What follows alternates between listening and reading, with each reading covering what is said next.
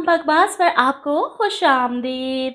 खुदसर ड्रामे की अगली किस्त में आप देखेंगे कि शाज़मा की चालाकियाँ अब बस करें, नहीं बर्दाश्त हो रही इसकी ड्रामेबाजियाँ। एक ही सीन बार बार रिपीट करते जा रहे हैं। शाज़मा सब कुछ करने के बाद मासूम बनकर रोने के ड्रामे करती है, अपना इल्ज़ाम दूसरों के सर पर डालकर ज़ीशान के सामने बैठकर तस्वे बहाती है और ज़ीशान घर वालों से लड़ने पहुंच जाता है कि अपनी बीवी की इज्जत करवाने के लिए मुझे कुछ भी करना पड़े। इसने अब फैसला किया है कि वो ये घर छोड़कर ही चला जाएगा। अब शाज़मा परेशान कि वो किराए के घरों में जाकर धक्के नहीं खाना चाहती, इस घर से सबको निकालना चाहती है। इस घर पर सिर्फ इसका हक है। वहीं हरीम की वजह से ये सब कुछ हो रहा है, तो हरीम को टॉर्चर करने एक बार फिर से बाहर आ जाती है। वो बेचारी रो रही है अपने भाइयों के रवैयों पर और अपनी माँ के थप्पड़ पर। इस घर में सब ने इसे तन्हा कर दिया, यहाँ तक कि अमरीन भाभी ने भी इसका साथ देने से इनकार कर दिया, क्योंकि वो जानती थी कि शाज़मा का मुकाबला वो नहीं कर सकती।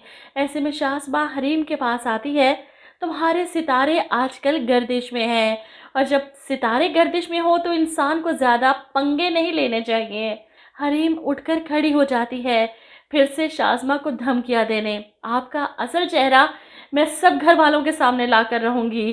जिस पर शाज़मा तंज़िया मुस्कुराते हुए कहती है, बच्ची हो तुम, मेरे सामने मेरा कुछ नहीं बिगाड़ सकती। ये दावा तो तुमने पहले भी किया था, बल्कि मैं तुम्हें इस घर में हर एक फ़र्द से दूर कर दूंगी, और ये बात याद रखना मैंने कहा है। वो हरीम को धमकी देते हुए वहाँ से खुशी खुशी पलट जाती है। इसे पता है इसे हराने वाला माई का लाल कोई पैदा हुआ ही नहीं। इसका यही गुरूर मिट्टी में मिल जाएगा जिस दिन इसकी बातें कोई सुन लेगा। लेकिन डायरेक्टर को लगता है शाज़मा से काफ़ी लगाव है, इसलिए हर बार इसकी जीत दिखा देता है। अब बस करें, इसका असल चेहरा सबके सामने आए, कोई अंजाम सामने आए। इतनी एक साथ हो गई, शाज़मा शाज़मा ही हो रही है। अब हर एक की ज़िंदगी तो इसने अजाब बना रखी है, और इसके साथ कुछ बुरा होता ही नहीं। इस घर के निज़ाम को तहस नहस करके खुद बाहर शॉपिंग करने निकल जाती है, और इसी दौरान शॉपिंग मॉल से निकलते हुए इसकी नज़र पड़ती है ज़ीशान और सोनिया को। इन दोनों को एक साथ देखकर एक लम्हे के लिए इसके चेहरे का रंग फक हो जाता है। ऐसे में ज़ीशान की नज़र भी शाज़मा पर पड़ती है। अब शाज़मा ज़ीशान को बुरा भला कहकर पहले की तरह खुद से बदगुमान नहीं करना चाहती, इसीलिए इसके पास आ जाती है। सोनिया, तुम यहाँ पर क्या कर रही हो? जिस पर सोनिया बताती है, आज पहली पे मिली थी तो सोचा मामा बाबा के लिए कुछ गिफ्ट ले लूँ। ज़ीशान भी कहते हैं, मैं भी अपार्टमेंट देखने आया था, यहाँ पर तो मेरी नज़र सोनिया पर पड़ी। और शाज़मा मुस्कुराते हुए, ज़ीशान आप भी ना, इसकी ज़रूरत नहीं है अब। कि वो इस ज़ीशान को समझा लेगी कि इसे तो मज़ा आ रहा है इस घर में रहते हुए, सबकी ज़िंदगियां अजाब बनाने में। अकेली रहकर क्या करेगी वो तो पागल हो जाएगी जब कुछ करने को बचेगा नहीं। इसलिए ज़ीशान को साथ बिठाकर इन्हें समझाने की कोशिश करती है, हम क्यों अपना घर छोड़कर जाएं? आप क्या चाहते हैं कि खाला फिर से हॉस्पिटल पहुंच जाए? मैं खाला को अब इस अजियत में नहीं देख सकती।